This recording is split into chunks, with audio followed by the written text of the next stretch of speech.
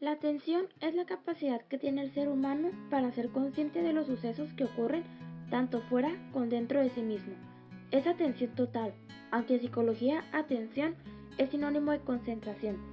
La atención comúnmente es la capacidad para concentrar la actividad psíquica, es decir, el pensamiento, sobre un determinado objeto. Es un aspecto de la percepción mediante el cual el sujeto se coloca en la situación más adecuada para percibir mejor un determinado estímulo. Atención involuntaria. Aquí, la atención depende de los estímulos del medio, a los que se les presta atención sin estar predispuestos a ello. El ruido de una bomba, un dolor de muelas, el frío intenso, por ejemplo, acaparan nuestra atención sin quererlo, simplemente por su propia intensidad. Atención voluntaria. Son las causas por las que se presta atención a algo y no provienen del medio, sino del propio sujeto.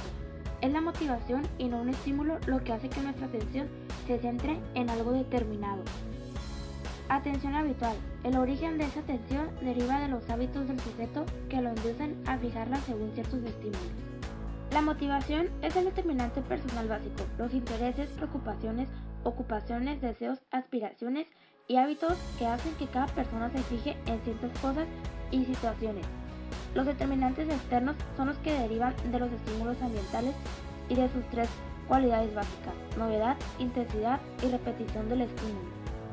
Las alteraciones de la atención son la distracción, que consiste en la concentración del sujeto en su vida interior, lo que no entiende a estímulos externos, que pasa de un objeto a otro sin quedar fija en ninguno.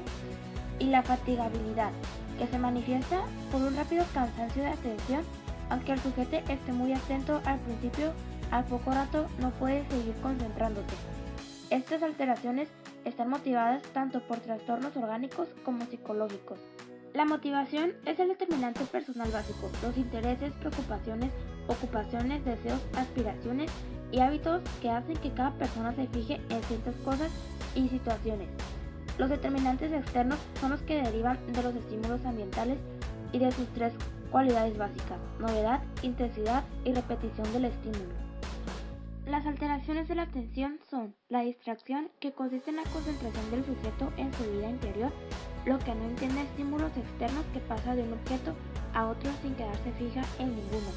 Y la fatigabilidad, que se manifiesta por un rápido cansancio de la atención, aunque el sujeto esté muy atento al principio y a poco rato no pueda seguir concentrándose. Estas alteraciones están motivadas tanto por trastornos orgánicos como psicológicos. Se entiende por factores determinantes aquellas variables o situaciones que influyen directamente sobre el buen o mal funcionamiento de los mecanismos atencionales. Se entiende factores determinantes aquellas variables o situaciones que influyen directamente sobre el buen o mal funcionamiento de los mecanismos atencionales, puesto que son muy numerosos, como las características de los estímulos del medio ambiente, como la intensidad del estímulo. Es cuando los estímulos son muy intensos y tienes mayor probabilidad de que te llamen la atención. El tamaño. Normalmente los objetos de mayor tamaño llaman más la atención. Posición. La parte superior atrae más la mitad izquierda que la mitad derecha. Por lo tanto, la mitad superior izquierda de nuestro campo visual es la zona que más capta nuestra atención. Color.